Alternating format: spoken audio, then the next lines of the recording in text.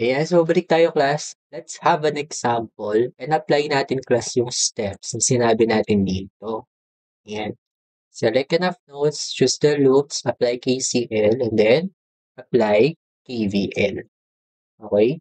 So consider the circuit below. Let us analyze the circuit and find the current through each resistor. Okay? So dahil class, meron tayong mga series connected dito. Ayan. So ayusin ko lang yung mismong circuit. Ayan. Kasi may parang putol. Ayan. Baka sabihin nyo, hindi siya close path. Ayan. So nakatuloy yan class, no? Wala yung gap. Ayan. Ayan. Ayan. So para maintindihan natin maayos, sabi niya dito, find the current through each resistor. So current class na dumadaloy kay R1, R2, R3, and R4. Okay? Pero kung mapapansin nyo class, si R3 at saka si R4, ano yung connection nila class? Are they in series or in parallel? They are in what? Series ba yan o parallel? Yung R3 at saka R4. R3, R4. Series or parallel? Magbibig kapag ka ano. Yan, very good. Series. Series yan. Okay. So, ano sabi natin kapag ka series, pareho lang yung current.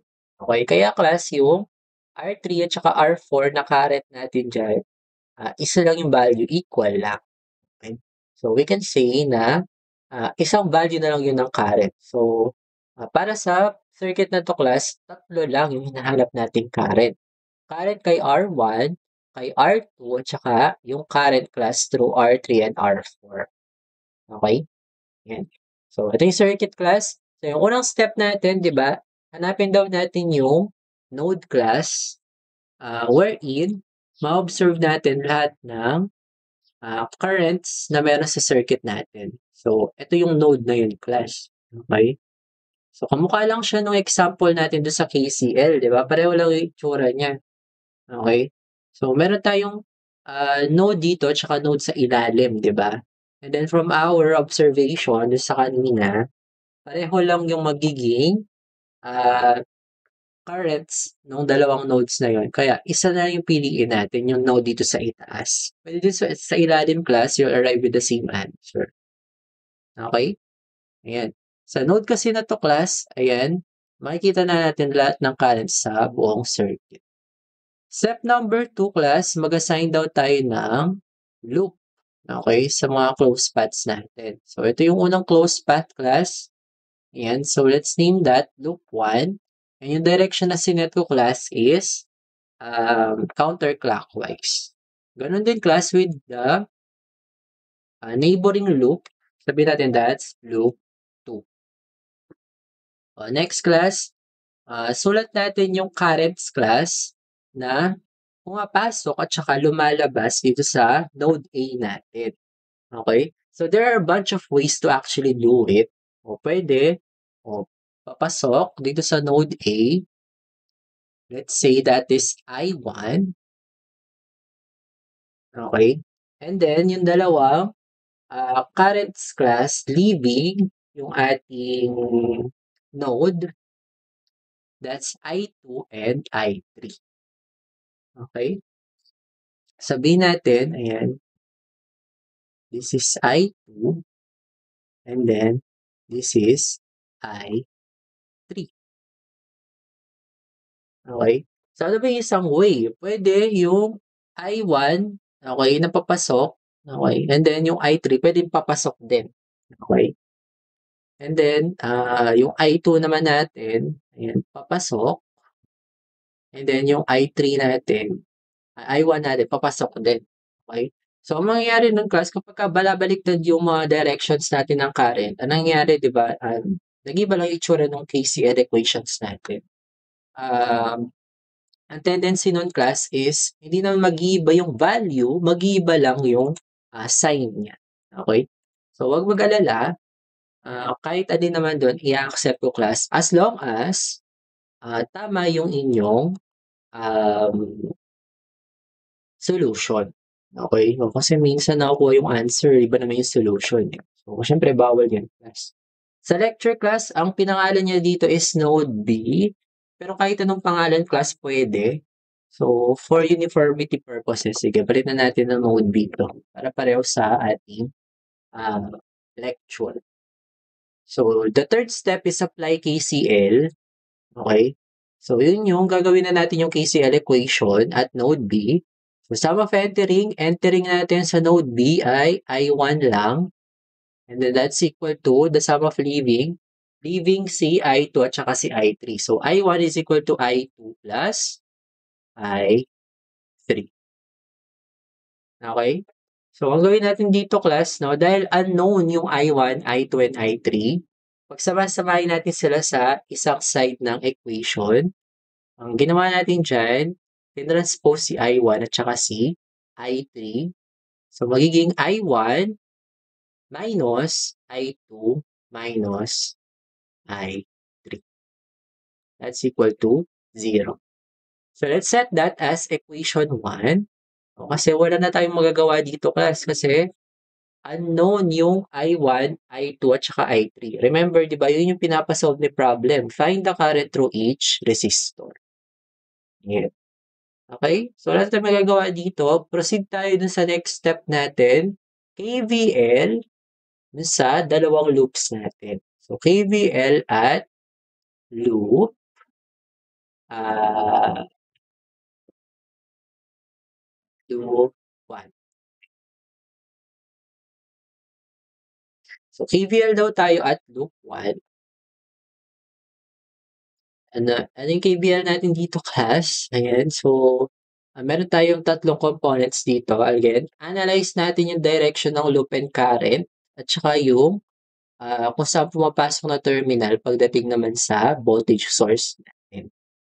So, meron tayong sinet na directions ng currents natin. Siyempre, based yun dun sa KCL natin. So, yun yung checkan natin para malaman natin kung yung voltage i-add natin or subtract. Unahin natin dun sa V1 natin or dun sa 24 volt na battery. So, i-add ba natin yan or ipa-plus? So, that's, sige. Yan. So, check nyo ulit. Kung nalilito class, i-check lang ulit or balikan nyo na sa lecture. Yan, na-guide natin. So, kapag ka pumasok sa negative, i-add natin class. So, positive 24. Ayan. Voltage ni R1. So, again, yung Ohm's law na na-expanded. So, that's I1 times R1. Pero ang tanong, i-add ba natin to ipa-plus? So, tingnan natin, nagsabay ba yung direction ng current at saka ng loop? Yes, class. Okay, kasi yung current, left to right, tapos yung direction ng loop natin na inassign, left to right din. So, ima-minus natin to class. Okay? Yan. And then, moving on, dun sa next naman natin, I2 at saka R2, again, nagsabay yan class. Okay? Nagsabay yan. Okay? So, ang gagawin natin dito, ima-minus na naman natin. So, that's I2 and R2. Okay? Substitute natin yung R1 at saka R2. So, this is equal to 0 based on KCL. So, that's 24 minus, R1 natin ay 3 ohms. Kaya ito magiging 3I1 minus R2 natin, 3 ohms lang din. So, 3I2. That's equal to 0. Again, pagsama-samahin natin lahat ng unknowns sa isang side ng equation. So, ang ginawa ko dyan, transpose 24. So, magiging negative 3I1 minus 3I2 is equal to negative 24. And then, I got rid of the negative signs. Okay? So, may common factor kasi ng negative. Ayan. So, divide both sides by negative 1. Negative 1. So, tuloy ko dito, class. Ayan. So, mangyayari magiging, uh, uh, ayun na magsulat. Ayan. Lag siya for a sec. Magiging sagot, positive 3I1. Ayan. 3I1 plus 3i2 is equal to 24. O, may magagawa pa ba tayo dito? Wala na class, yan na yun. Okay? So, yan yung magko-combine yan kasi 3i1 kasi ito 3i. So, yan na yun class. Sabihin natin this is equation 2. Okay? So, meron pa ba isang loop? Yes. Okay, magka-KBL na naman tayo dun class. KBL loop 2. Ayan. Apat na to class na components. R2, R3, R4, at saka B2. So, again, simulan natin sa ano muna, sa voltage source. Ayan. So, saan siya pumasok na terminal? Positive or negative? Ayan, pumasok siya sa positive. Okay, kaya ima-minus natin to class yung 29 volts. So, that's gonna be negative 29. Negative 29. Ayan. Okay? And then, tuloy natin dito sa R2. Ayan. Direction ng loop natin counterclockwise. Ayan. So, mangyayari from down, up. Okay? Down to up. Okay? Eh, ang kaso, yung direction ng current flowing to through R2 is from up and down. So, nag-o-oppose. Kaya, ipa-plus natin yung class. Okay? I2, R2. Okay? Ayan. Proceed tayo with our next resistor, R3. Ayan. So, yung direction ng current, ng loop is from left to right. Tapos, yung direction naman ng current flowing through R3 ay left to right din. Kaya, nagsabay, ima-minus natin yan. So, I3, R3. And then, dun sa R4 naman, so sabi ko sa inyo, series yan ng R3, kaya parehong I3 lang yung nagpa-flow kay, or I3 din yung nagpa-flow kay R4. So, I3, R4, ang equation ng kanyang voltage, ayan, nagsabay ba? Okay, nagsabay yan. Kasi, ayan, pababa yan, class. Yung I3 natin siya. And then, direction ng loop, ayan, papunta doon, pababa din, class. Kaya, ima-minus din yan. Okay? That's equal to 0. So, transpose natin yung ating constant na negative 29 and then substitute natin yung values ng R.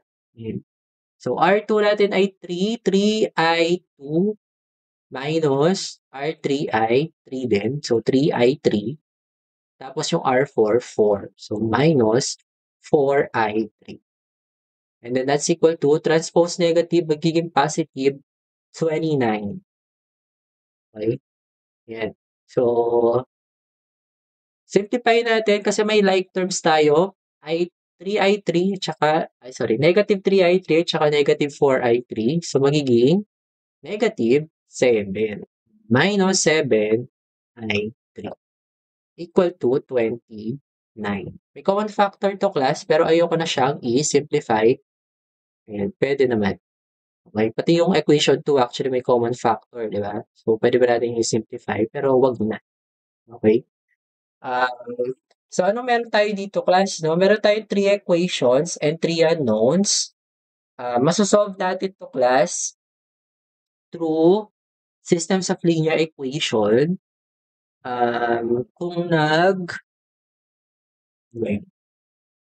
sa physics class, pagdating sa forces, di ba nagganto na kayo? Yan. So, masosolve natin yung unknowns natin gamit yung tatlong equations na to. So, ganun lagi yung rule, class, no? Kapag meron tayong tatlong unknowns or tatlong sinasolve, class, na unknown values, kailangan natin ng same number of equations para ma-solve sila.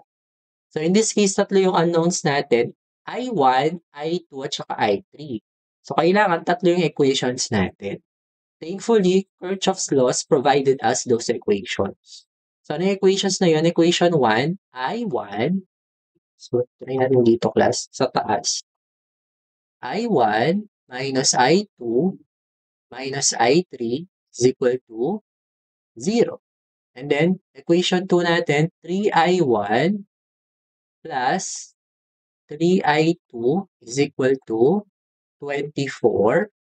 Tapos, 3I2 minus 7I3 is equal to 29. So kung mapapansin niyo parang nilinya ko 'di ba yung, um, mga unknowns, ayan. Ay sorry, nilinya yung mga unknowns 'di ba based dun sa, I1, I2, I3 kaya may mga, empty spaces ako dito. Okey, ibig sabihin yung I2 ay sorry, equation 2 natin wala siyang value ng I3 and then yung equation 3 natin dito wala siyang value ng I1. Crucial kasi yan sa gagawin natin. Manually, ang gagawin ko dito class, siyempre hahanap ako ng value ng I1 in terms of I2 and I3 and then substitute ko siya dito sa the rest para ma-solve ko naman yung, ah, I2 and I3, either of the two. Okay, I2 or I3. Pero class, meron tayong calculator, okay? Sa calculator, may shortcut to class, okay? I hope class medyo higher classes yung mga calculators ninyo, hindi yung mga makaluma, okay? Halimbawa, itong 570 na Casio, ah, yung meron siya equation mode class, okay? Yun yung equation mode. Pagka pinindot mo yung mode, tapos pinindot mo yung EQN or equation, yun yun. Okay? Kasi equations yung mga to, no?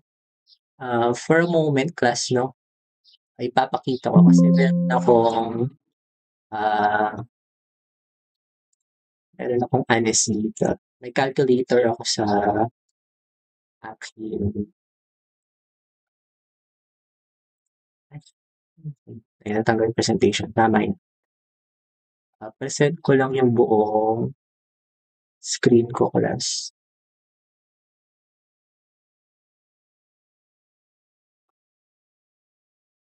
And then, open ko lang si Casio.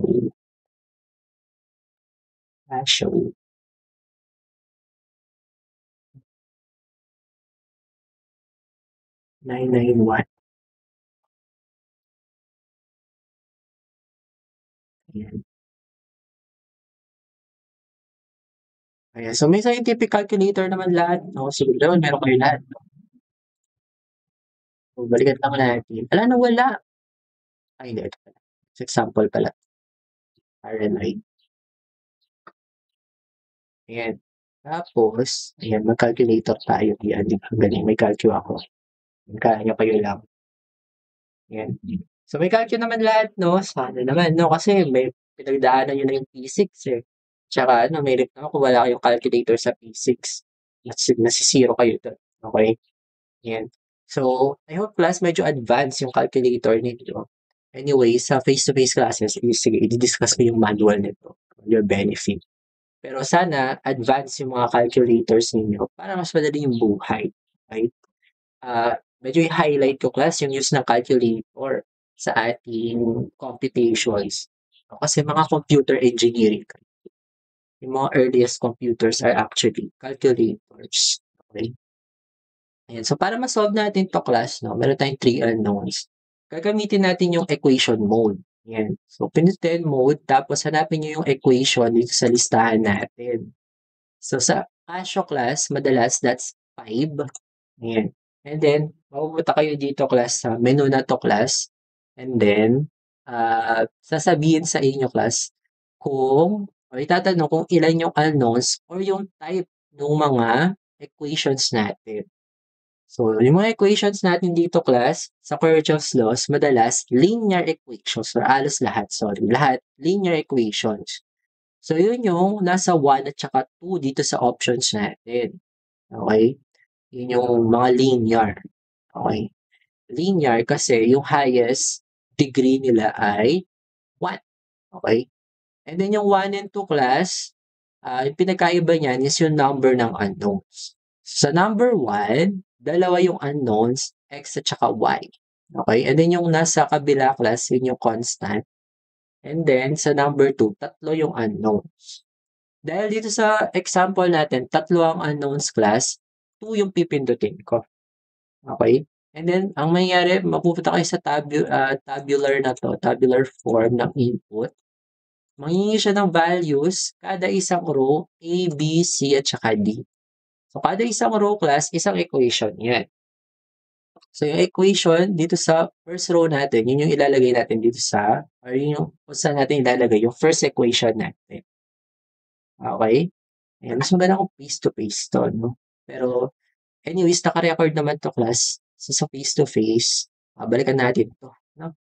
Ayan, um, so yung A, B at saka C dito class, ayan, yan yung coefficients ng ating mga unknowns, okey? So yun yung number class na naka-multiply dun sa unknowns natin, yun yung ibig sabihin ng coefficient. So in the case class nung sa first equation natin, o sa I1, ayan, sa I1, ano yung coefficient nung I1 natin dito? Ano ba yung naka-multiply na number sa I1? Okey, sa equation 1. Sa unang-una ito, yan. So anong number yung naka-multiply diyan? Anyone? 2, 5, o 1, 'di ba? So ibig sabihin ilalagay ko dito sa calculator natin ay 1, okey? So pindutin 1 tapos equal, okey? Then proceed tayo dun sa next. Dun sa B naman, ito yung coefficients class ng, I2 natin, okey? So take note negative yung I2 kaya yung coefficients nito ay -1. Okey, and then proceed tayo sa next. Sa C naman, o yung mga C natin, yan yung coefficients ng I3. So again, negative I3 'to, so -1. Yan. And then yung D class, yan yung constant natin sa kabilang side ng equation. So ito, zero siya class, kaya zero ang ilalagay ko, equal. Pagkatapos sa equation 1, proceed tayo sa equation 2. Again, yung A, coefficient ng I1 sa equation 2, that's equal to 3. And then, sa I2, 3 din, positive, so 3. And then press equal. Yung sa C class, coefficient ng I3. Kaso di ba wala namang I3 yung equation 2 natin. So kapag ka wala yan, ang coefficient niya na equal sa 0. So type 0 and then press enter. D naman natin sa equation 2 ay 24. Kaya lagay natin 24. And then this sa equation 3, yan. Wala tayong I1, again, that's 0. Then I2 ay 3, positive. And then C natin ay -7. Then D natin ay 29. So nalagay na natin lahat sa tatlong equation. Press equal. And then makukuha natin yung values ng mga unknowns. So yung X dito, yun yung okay, yun yung may coefficients nung A natin, which is yung I1. Okay? So, yun yung I1. So, tandaan, 3 yung class, no? 3. So, I1 natin ay equal sa 3. Yung kulay. I1 natin ay 3. Ay, sorry. I1 is equal to 3 amperes. And then, ano yung susunod? Press equal. Yan. I2 natin ay 5. Okay? 5 amperes. And then, I3 natin ay -2 amperes. O, yan na yung class. Yan yung sagot natin. Final answer.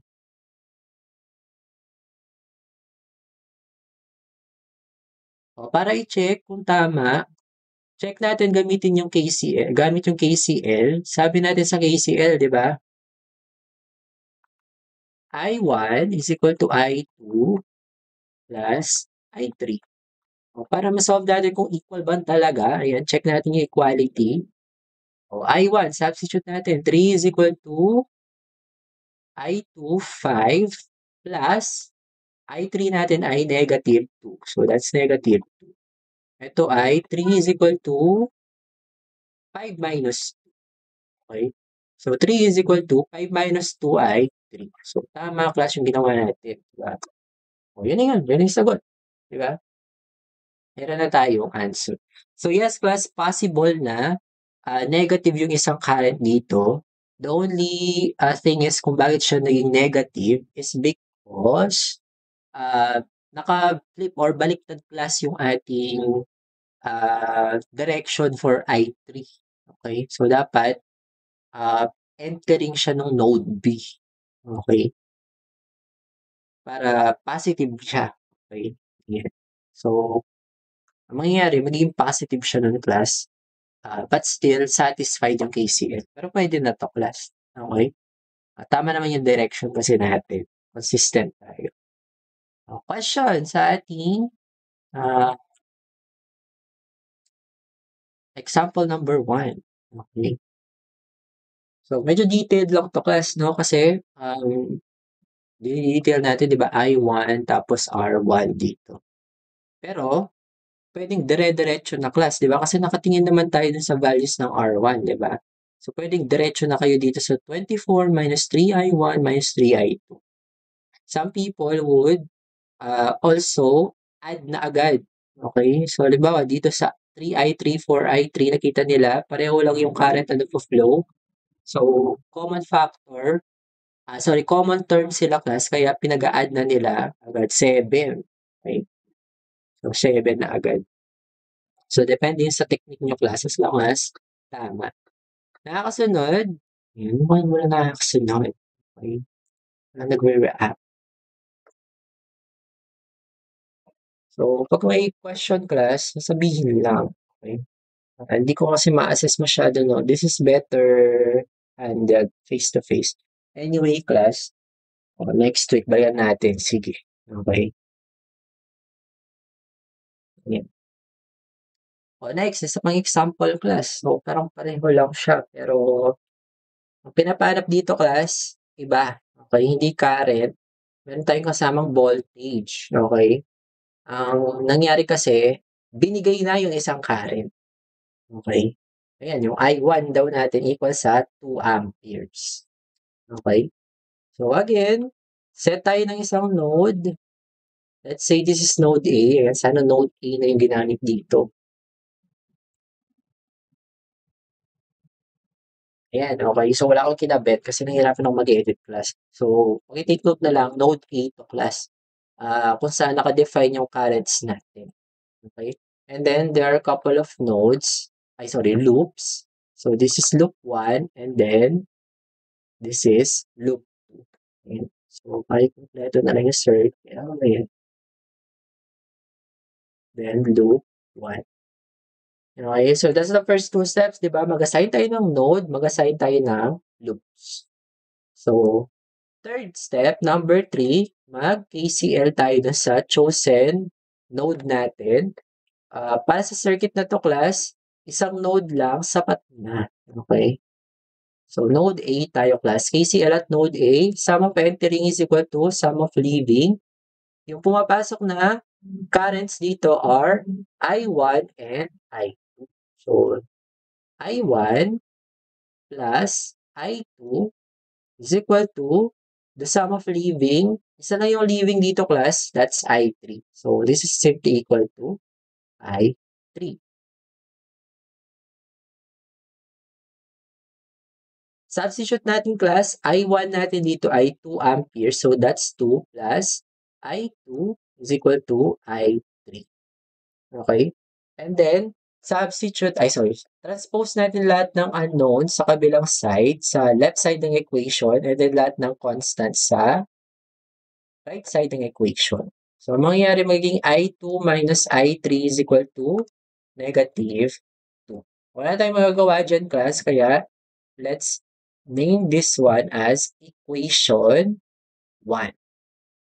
Okay, and then, proceed tayo with next. Katas ng KCL, KVL naman. So, KVL tayo sa dalawang loop. So, sa loop 1 muna tayo. Ayan. So, unahin natin dito sa source voltage. Ayan. So, direction ng loop, tignan. Ayan. So, direction ng loop, counterclockwise. So, pag ganun, class. Ayan. So, pumasok siya sa negative side ng ating battery. Kaya, i-add natin yung voltage na to. So, unknown yan. Kaya, P1 yung gagamitin natin. Okay? And then, next class, voltage naman ng R1. So, yung current class, Diyan yung direction niya, which is yung I1. Ayan. Ganun, di ba? Ayan. Ito yung I1. So, sumabay ba siya? Okay, yes. So, sumabay siya sa direction ng loop.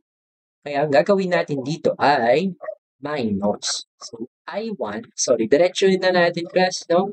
So, that's R1, 12 times I1, which is equal to, mamaya na, 12 I1. Sige.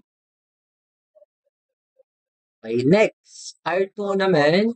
Okay, so ano yung direction ng current natin dito sa I2 pataas? Okay, so direction ng I dito sa R2 ay pataas. Okay, ang nangyari, okay, nag-oppose siya class dito sa loop 1 natin or dito sa loop direction natin. Kaya, ipa-plus natin to class.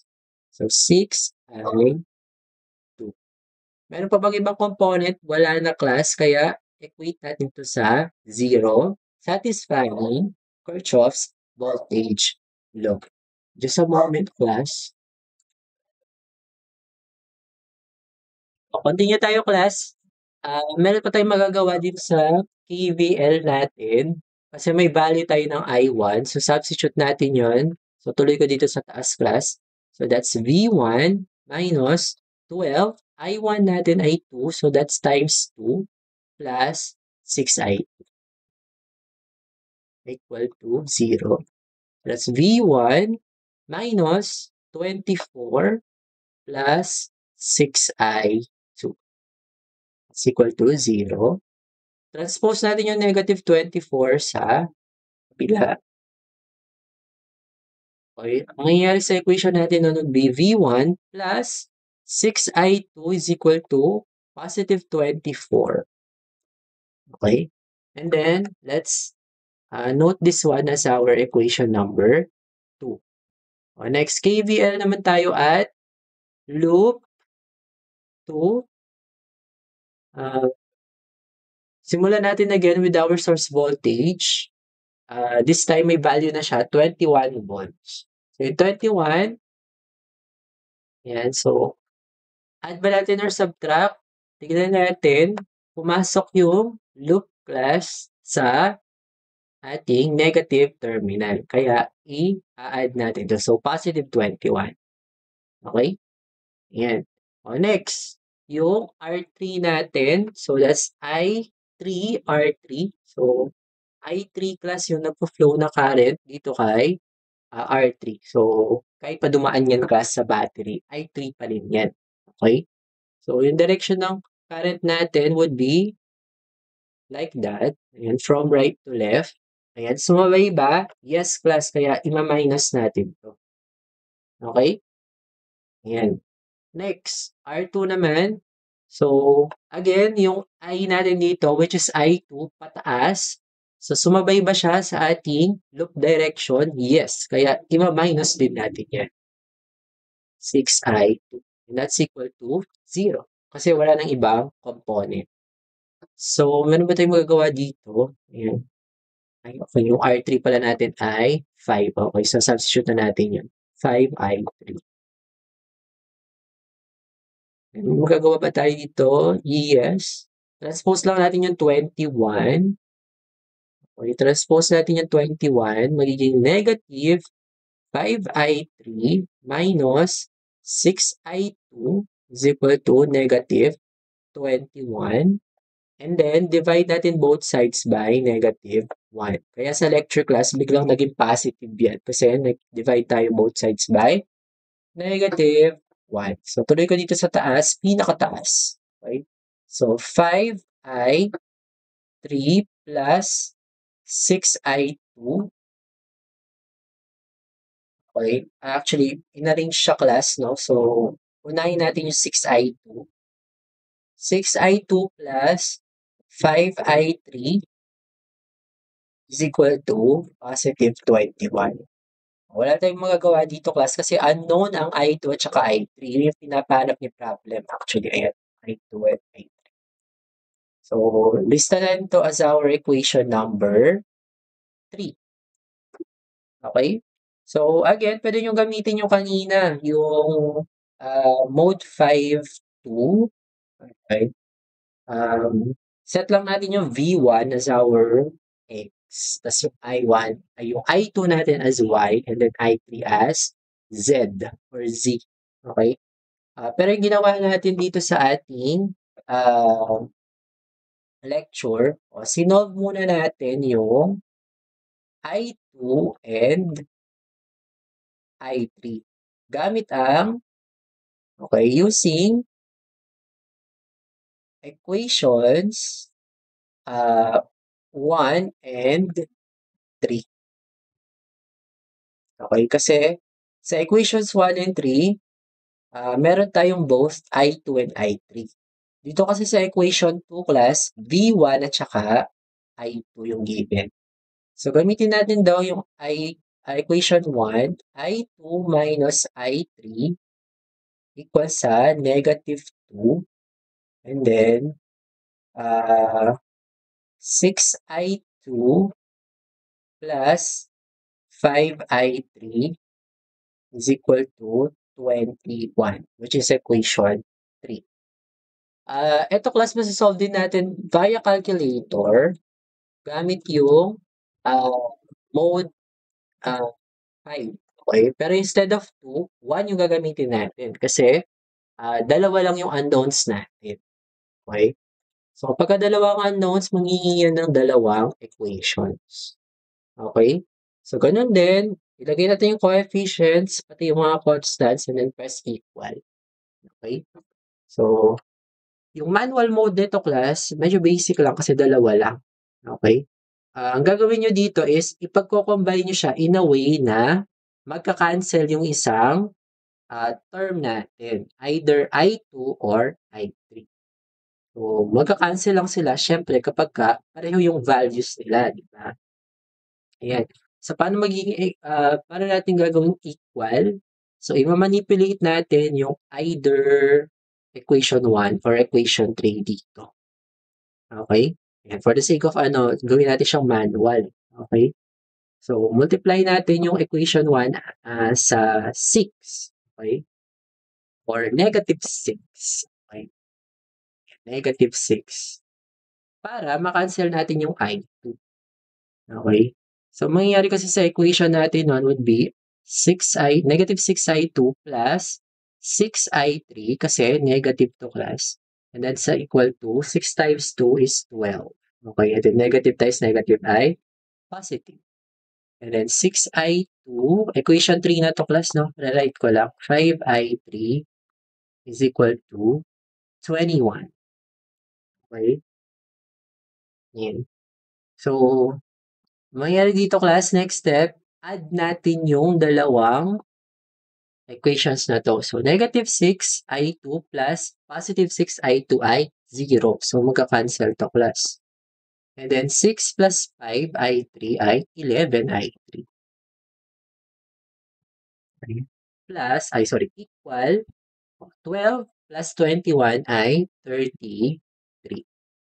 Ayan. So, meron tayong equation class to solve for I3. We simply isolate I3 here. So, divide both sides by 11. So, I3 natin ay equal sa, and I3 ay equal sa 3. Okay, kasi 33 divided by 11 ay 3. So, that's 3 amperes. Ayan. So, meron tayong answer sa isa, di ba? Ayan. I3, 3 amperes. So, para ma-solve natin yung the rest, ayan, gamitin natin either equation 1 or equation 2 to solve for I2. Ang gagawin, substitute I3 sa mga I3 doon. So, substitute gawing 3. Okay, lahat ng I3 doon gawing 3. Pinakamadali, I think, gamitin yung equation 1. So, gamitin natin yung equation 1. I2 minus I3 is equal to negative 2. So, substitute natin yung I3, magiging 3, okay, and then negative 2. Transpose natin yung negative 3, magiging I2 is equal to negative 2 plus 3, or simply 1 ampere. Okay? O, you can check sa calculator. I hope ginawa nyo class. Ayan. So, balik tayo dun sa equation 1. I2 minus I3 is equal to -2. So, pagka i-enter natin yon, ayan, I2, 1, and then press equal. And then, negative I3, ibig sabihin -1, tapos -2. And then 6, positive 5, 21. And then, makukuha natin I2, yan yun yung X class kasi yun yung una nating in-enter, di ba? Coefficient ng I2. So, that's 1. O, tama, di ba? Yan. Positive 1. And then, yan yung I3. Galing, di ba? Okay. Yan. So, tapos na ba? Hindi pa class kasi pinapasolve din dito yung V sub 1. So, para masolve natin yung V sub 1, gamitin lang natin yung equation number 2. So, V sub 1 natin ay equal sa, I'm sorry, yung equation 2 natin ay V sub 1 plus 6I2 is equal to 24. So, substitute natin yung I sub 2, which is equal to 1 ampere. So, that's 6 times 1 is equal to 24. V sub 1, magiging positive 6 is equal to 24. Transpose, V sub 1 would be equal to 24 minus 6, and that's equal to 18. Ibig sabihin, V1 natin ay equal sa 18 volts. Ayan.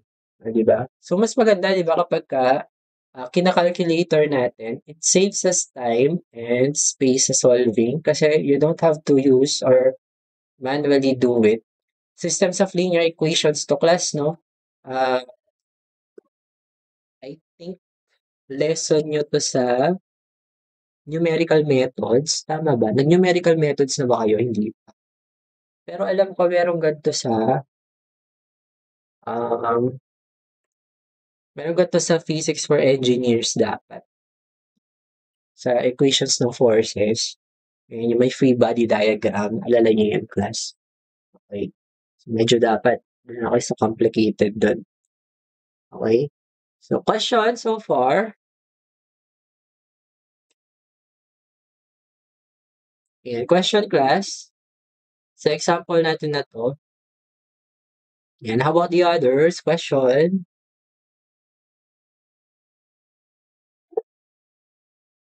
Nag-raise hand. Sino ka? Ayan, kung sino ka man nag-raise hand, proceed. Ayan, kasi hindi ko makita yung ano. Kita yung mga naka-raise hand. Raise hand ba yun? Ayan, so sino ka man. Ayan, kung nakikita nyo ako class, hindi ko kayo nakikita kasi naka full screen presentation ako. Okay. Napindot lang daw. Okay. So, meron mo ba akong isang example? May isa pa akong example dito, pero akala ko nabigay ko sa exercises to, pero hindi ata. Okay? So, yung susunod na example dito, sige, next meeting na lang. Okay? Ngayon, kasi makaya din. Okay? So, next meeting na lang to class. And then, okay, basic lang to class, iba lang yung construction. Pero next meeting, solve natin. Tapos makikita nyo pareho lang. Okay?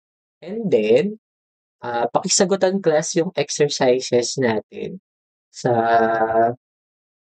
short bond paper.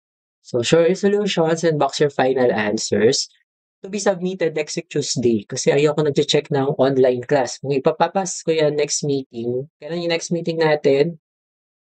Ayan, next meeting this week, yung ibig ko sabihin. Syempre, di naman pwedeng ipapas ko yan ng online ng um,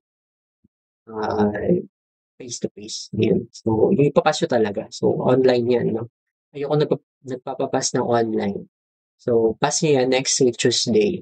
Next meeting, tuloy lang natin yung discussion. Okay? More examples para napapractice. Yun. So, gawin nyo lang na short bond paper plus pagka-long yan, may minus. Okay? Ay, nilagay na, di ba, short bond paper. Okay, screen capture na lang to class, no? So, yung sa lecture, na exercises yung ibig ko sabihin diyan, yun yung 3 items. Yun yung 3 items class 'no? Ayan, nakita ba yung exercises sa lecture? Ayan yung 3 items, okey. So, next week Tuesday na yun class. So, thank you class for listening today. That's it for today. So, wala mo na magle-leave, okey mag-picture muna tayo 'no? So